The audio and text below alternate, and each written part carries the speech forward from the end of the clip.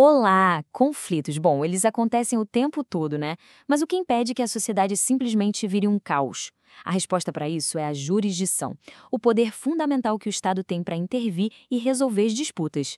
Vamos entender direitinho como essa ferramenta tão essencial funciona na prática. Olha, tudo começa com um impasse. Pensa só, uma pessoa quer construir um muro, mas o vizinho é contra. Alguém vende um produto com defeito e quem comprou quer o dinheiro de volta. Quando a vontade de um esbarra na resistência do outro, como é que a sociedade resolve isso de um jeito justo e principalmente pacífico? E sabe, no mundo do direito, esse impasse tem um nome técnico. A gente chama de lide. É exatamente isso, um conflito de interesses em que o desejo de uma parte encontra a oposição direta da outra. É nesse momento que a intervenção se torna necessária. Então, para evitar que a lei do mais forte prevaleça, o Estado entra em cena. Ele oferece um caminho, um método formal e organizado para resolver essa lide. E esse caminho é o que chamamos de jurisdição.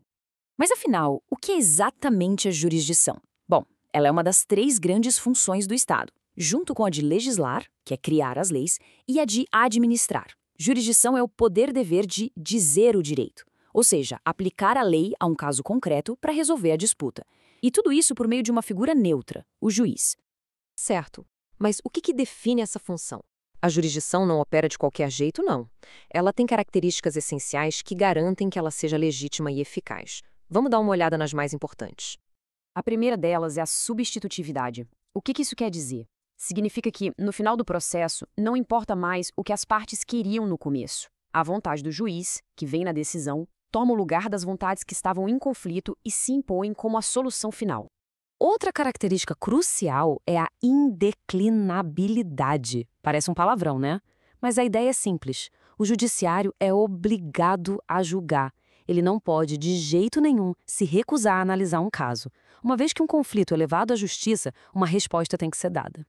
E claro, não podia faltar a imparcialidade. Esse aqui é o pilar da confiança no sistema todo.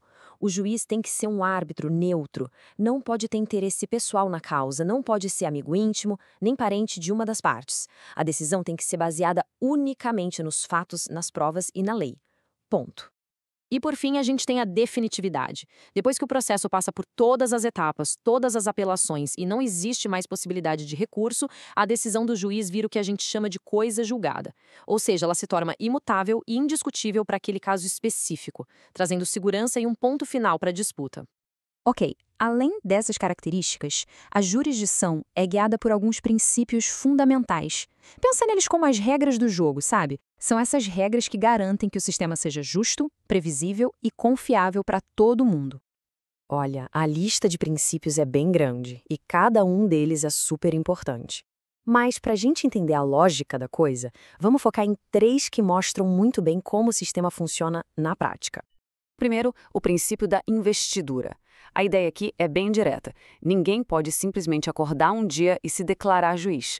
O poder de julgar é dado pelo Estado, através de um processo formal, legítimo, que, na maioria das vezes, é um concurso público super rigoroso. Isso garante o preparo e a legitimidade de quem vai julgar. Em seguida, a gente tem o princípio da inércia. O sistema judiciário pode ser visto como um motor muito potente, mas que fica desligado, ele não liga sozinho. É preciso que a parte interessada vire a chave, ou seja, que ela inicie o processo. Um juiz não sai por aí procurando casos para julgar. E isso nos leva direto à inafastabilidade, que é como se fosse o outro lado da moeda da indeclinabilidade que a gente já viu. Se o juiz é obrigado a julgar, a população tem o direito garantido de acesso à justiça. Nenhuma lesão ou ameaça a um direito pode ser deixada de fora da análise do poder judiciário. Agora, um ponto bem importante. Nem tudo que chega na mão de um juiz é uma briga, sabia? Existem basicamente dois grandes tipos de jurisdição, e entender a diferença entre eles é fundamental. De um lado, a gente tem a jurisdição contenciosa, que é a mais conhecida, aquela que resolve um conflito real, uma lide, envolvendo partes como autor e réu. Do outro lado, tem a jurisdição voluntária. Aqui não tem briga. O juiz atua mais como um administrador, validando um acordo ou um interesse, como, por exemplo, na autorização para a venda do imóvel de uma criança. Nesse caso, os envolvidos são interessados e não adversários. Bom, a gente já viu que é a jurisdição, como ela funciona, os tipos que existem, Mas, no final das contas, qual é o grande propósito por trás de toda essa estrutura? Para que serve tudo isso? A gente pode pensar nesse propósito em 3 níveis. O escopo jurídico é o mais óbvio, aplicar a lei para resolver um problema concreto. O escopo social é mais amplo. Ao oferecer uma solução pacífica, a jurisdição evita a vingança privada e ajuda a manter a paz social. E, por fim, o escopo político. Cada decisão de um juiz reafirma a autoridade do Estado e o império da lei. E essa frase aqui resume perfeitamente o escopo político. O juiz não decide com base na sua vontade pessoal. Ele atua como um representante do Estado, mostrando que a força e a legitimidade para fazer justiça vem da coletividade e não do poder individual de cada um. Então, para a gente fechar, fica aqui uma reflexão. A jurisdição é só um mecanismo para resolver disputas pontuais? Ou será que o papel dela é mais profundo, servindo para moldar comportamentos e reafirmar os valores de uma sociedade justa? Pensar sobre isso é entender a verdadeira função da justiça.